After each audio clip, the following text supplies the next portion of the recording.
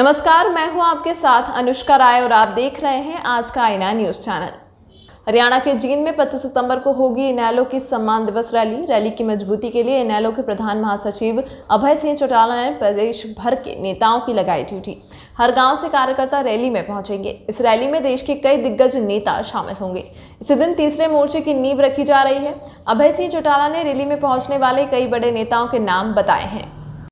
इसके साथ ही उन्होंने मीडिया के सामने कहा है कि देश का एक ऐसा चेहरा भी रैली में दिखेगा जिसको देखकर आप भी हैरान हो जाएंगे। अभय सिंह चौटाला ने बीजेपी जेजेपी को निशाने पर लिया। आज हर जगह नशे और जुए के अड्डे चल रहे हैं।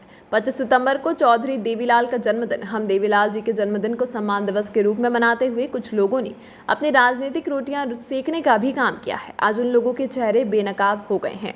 उन लोगों के प्रति बहुत ज़्यादा उत्साह है। वह हमको विश्वास दिलाने के लिए भारी संख्या में आएंगे और वह केवल चौधरी देवीलाल की नीतियों पर चलने वाले लोग हैं।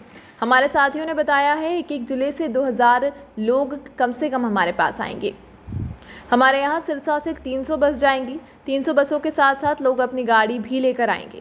जींद के इलाकों के आसपास हजारों लोग पहुंचेंगे। ऐसे चेहरे होंगे जो आपको देखने को मिलेंगे। एक चेहरा ऐसा भी होगा जो आप उनको देखकर आकर्षित होंगे। हमारी कोशिश है कि शरद पवार भी इसमें आए, क्योंकि जींद हमेशा इंडियन नेशनल लोकदल का गढ़ रहा है और जींद के लोगों ने चौधरी देवीलाल को ताकत दी है। वहीं ओम प्रकाश चौटाला को भी उन्होंने ताकत दी। जींद के लोगों ने पूरा सहयोग किया। राजनीति में उतार चढ़ाव होते रहते हैं, पर लोगों का आज भी भरोसा इंडियन नेशनल लोक पार्टी पर है। किसानों का हमेशा समर्थन है। 27 तारीख को जो किसानों ने भारत बंद का ऐलान किया है उसमें सभी बढ़ चढ़कर हिस्सा लें। वहीं अभय सिंह चौटाला ने कहा कि मैंने नशे के खिलाफ पहले भी मुहिम चलाई थी, क्योंकि मेरी कोशिश थी कि नशे को रोका जाए। पिछले 2 वर्ष कोविड की वजह से हमें दिक्कत आई और यहाँ लार्ज स्केल पे लोग उनको आकर के अपने श्रद्धा सुमन अर्पित करते हैं। लाखों की संख्या में लोग आते हैं। कहीं वो कोविड की वजह से बड़ी संख्या में इकट्ठा होने के बजाय डिस्ट्रिक्ट हेडक्वार्टर पे, कहीं सब डिवीज़न पे, कहीं उनके और जहाँ स्टैचू लगे हुए थे वहाँ जा करके अपने श्रद्धा सुमन अर्पित करते थे। अब की बार हमने जींद में तय किया है और जींद में मुझे जिस ढंग की अब तक की जितनी हरियाणा में कोई रैलियाँ हुई उन सबसे ज़्यादा बड़ी संख्या में लोग अब की बार चौधरी देवीलाल जी के प्रति अपने श्रद्धा सुमन अर्पित करने के लिए आएंगे। एक कारण और भी है उसका। कुछ लोगों ने चौधरी देवीलाल के नाम पे कहीं अपनी राजनीतिक रोटियां सेकने की कोशिश करी, काम किया। आज उन लोगों के चेहरे भी बेनकाब हो चुके हैं। आज लोगों का उनके प्रति और ज़्यादा बड़ा गुस्सा है, इसलिए वो उनको भी इस बात का एहसास कराने के लिए बड़ी संख्या में आएंगे कि हम केवल और केवल चौधरी देवीलाल जी की नीतियों पे चलने वाले लोग हैं। हम चौधरी देवीलाल के नाम पे कलंक लगाने वाले नहीं हैं। हम चौधरी देवीलाल के नाम को कहीं नीचा ना हो जाए, इस तरह के लोग नहीं हैं। आज जिस तरह का फीडबैक मिला है, सब साथियों ने अपनी अपनी तरफ से बताया है। आपको सुनकर के हैरानी होगी कि एक जिले से 2000 से साधन कहीं कम नहीं है।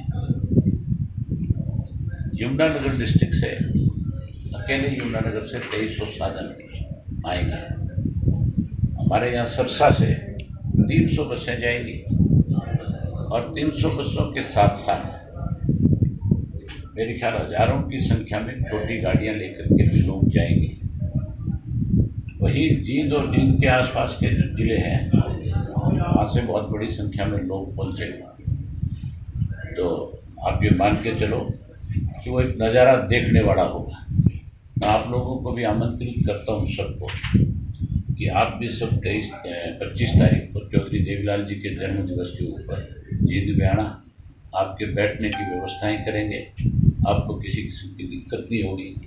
आप स्वयं अपनी आंख से सारा नज़ारा देख कर के आओगे। इस प्रदेश में आज कितना बड़ा बदलाव होने जा रहा है। 25 तारीख को न केवल चौधरी ओम प्रकाश चौटाला जी वहाँ पे होंगे, बल्कि पंजाब से सरकार सरदार प्रकाश सिंह बादल जी आएंगे। जम्मू कश्मीर से फारूक अब्दुल्ला जी आएंगे। वहीं कर्नाटका से पूर्व प्रधानमंत्री श्री देवगौड़ा जी आएंगे। उत्तर प्रदेश से मुलायम सिंह यादव आएंगे और उनके इलावा और बहुत सारे ऐसे चेहरे होंगे जो आप पहली दफ़ा उस मंच से देखने का काम करोगे। एक चेहरा तो ऐसा भी होगा जिसको देख करके आप सब लोग आश्चर्यचकित रह जाओगे। आप कहोगे कि ये तो कमाल हो गया। तो फिर आपको विशेष रूप से निवेदन है कि आप उसमें आप आमंत्रित हैं, आपने आना है। तीसरे मोर्चे को लेकर के जो गठन को लेकर के 25 सितंबर को ऐलान कर दिया जाएगा, ये तय माना जाएगा। ऐलान तो आप मान के चलो कि जहाँ इतने राजनीतिक लोग आएंगे, तीसरे मोर्चे की कहीं ना कहीं शुरुआत हो जाएगी। मोर्चा बनाने में एक दिन नहीं कि एक दिन में कोई इतना बड़ा फैसला हो जाए कि आज मोर्चा बन गया। इसके लिए तो फिर ये जितने नेता आएंगे ये आपस में बैठ करके फिर से अपनी मीटिंगें करेंगे, फिर से बैठ करके मोर्चे की रूपरेखा तैयार करेंगे। उस मोर्चे में किसकी क्या क्या जिम्मेवारी होगी वो सब तय होंगी। इसमें समय लगता है, इतना जल्दी कोई भी मोर्चे का गठन नहीं हो सकता, लेकिन एक शुरुआत हो जाएगी। उससे एक मैसेज जाएगा कि अब तीसरे मोर्चे का गठन होगा। हमारी कोशिश है कि शरद पवार भी उसमें आए। उनसे मेरी ख्याल चौटाला साहब की शायद बात होगी, नहीं होगी तो एक आधा दिन में उनसे बात कर लेंगे। उनको भी हम आमंत्रित करेंगे। हमने आमंत्रित तो किया था लालू प्रसाद यादव जी को भी, हमने आमंत्रित किया है आपके इनको ममता बनर्जी जी को, लेकिन उनकी मजबूरी हो सकती है, उनके यहाँ चुनाव है खुद का अपना 30 तारीख को। तो हम उनसे कहेंगे कि आप नहीं आ सकते तो आप अपने किसी पार्टी के जिम्मेवार व्यक्ति को, किसी पार्टी के पदाधिकारी को, जिसको आप ठीक समझते हो, आप उसकी जिम्मेवारी लगाओ, वो आए इसमें। और मुझे लगता है कि इससे एक नई शुरुआत जरूर होगी। जो सब जींद की धरती से कई सारी राजनीतिक लड़ाइयाँ आपके परिवार ने भी और भी कई राजनीतिक परिवारों ने शुरुआत की है वहाँ से, तो क्या ये मान करके चलें कि यहाँ से ये जींद जो है इंडियन नेशनल लोकल पार्टी का हमेशा गढ़ रहा है। हमेशा जींद के लोगों ने चौधरी देवीलाल को ताकत दी थी, जींद के लोगों ने चौधरी ओम प्रकाश चौटाला को भी ताकत दी, केवल जींद नहीं पूरे प्रदेश के लोगों ने दी। राजनीति में उतार चढ़ाव होते रहते हैं, आते जाते रहते हैं, लेकिन लोगों का जब विश्वास और भरोसा है, आज भी इंडियन नेशनल लोकल पार्टी के प्रति है। आज भी हरियाणा का हर व्यक्ति जो है इंडियन नेशनल लोकल पार्टी के साथ दिल से जुड़ा हुआ है। तो अगर साहब जिस तरह से मुख्यमंत्री बदले जा रहे हैं भारतीय जनता पार्टी के, हरियाणा में भी क्या आस लगाया जा रहा है कि मुख्यमंत्री बदला जा सकता है? मुख्यमंत्री बदल भी देंगे हरियाणा का तो कोई भारतीय जनता पार्टी को कोई बड़ा सम्मान या इज्जत नहीं मिलेगी। यहाँ भारतीय जनता पार्टी और उसकी जो सहयोगी राजनीतिक पार्टी है, उनका लोगों ने सोशल बाइकाट कर रखा है। उन लोगों को लोग नफरत की दृष्टि से देखते हैं। उनके सामाजिक और राजनीतिक दोनों कार्यक्रमों का प्रदेश के लोगों ने बहिष्कार कर रखा है। मैंने 30 साल हो गए राजनीति करते हुए, करियर राजनीति में मुझे 30 वर्ष हो गए। मैंने इस तरह के फैसले लोगों के पहले कभी नहीं देखे थे कि किसी राजनीतिक दल का सामाजिक बहिष्कार किया जाए, उसका राजनीतिक बहिष्कार किया जाए। ये पहली दफ़ा है कि इन दो राजनीतिक दलों का इस प्रदेश के अंदर सामाजिक और राजनीतिक दोनों बहिष्कार हैं। यहाँ तक भी उचाना के लोगों ने तो ये फैसला भी कर लिया कि जो कोई जेजेपी का, जो कोई बीजेपी का अपने आप को ये कहेगा कि मैं इस पार्टी से संबंध रखता हूँ, उनसे रिश्ते भी नहीं थे। इससे बड़ा और ज़्यादा बड़ा बहिष्कार किसी का हो नहीं सकता। जो साहब, आपने किसान आंदोलन के समर्थन में जो इस्तीफा दिया वो पूरे देश में एक एग्जाम्पल आपने दिया, लेकिन 6 महीने से ऊपर हो गए हैं, सरकार इस उपचुनाव को बार बार टाल रही है। क्या समझते हैं कि इसके पीछे क्या रीजन है? सरकार डरी हुई है जी। जहाँ सरकार मेरे इस्तीफे से डरी हुई है, इस उपचुनाव को करा नहीं रही, वहीं कांग्रेस सरकार के साथ मिली हुई है।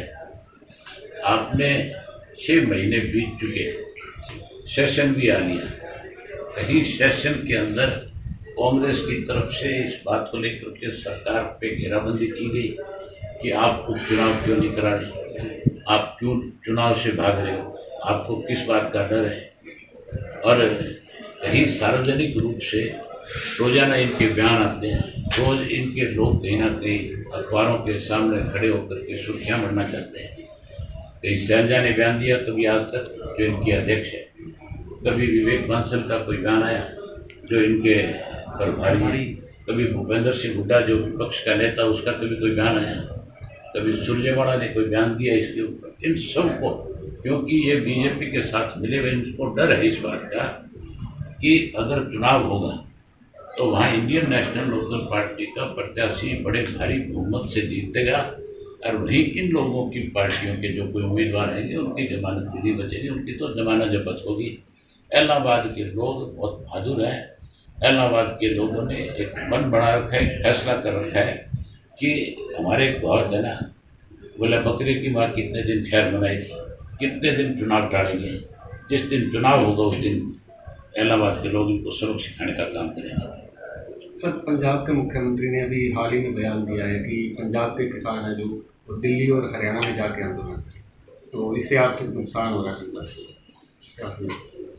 अब पंजाब के मुख्यमंत्री क्या बयान देते हैं, मुझे उससे कोई सरोकार नहीं, लेकिन किसान आंदोलन जो है वो मजबूत हो, इसके लिए इंडियन नेशनल लोकदल पार्टी ने सदा इस आंदोलन का समर्थन किया है और हम 25 तारीख को भी खुल करके अपने उस सम्मान दिवस के ऊपर इस बात का लोगों से आग्रह करेंगे कि 27 तारीख को जो किसानों ने भारत बंद का आह्वान कर रखा है उसमें बढ़ चढ़ करके हिस्सा लें और भारत बंद को अच्छी मजबूती के साथ सफल बनाए, सरकार को सबक सिखाएं।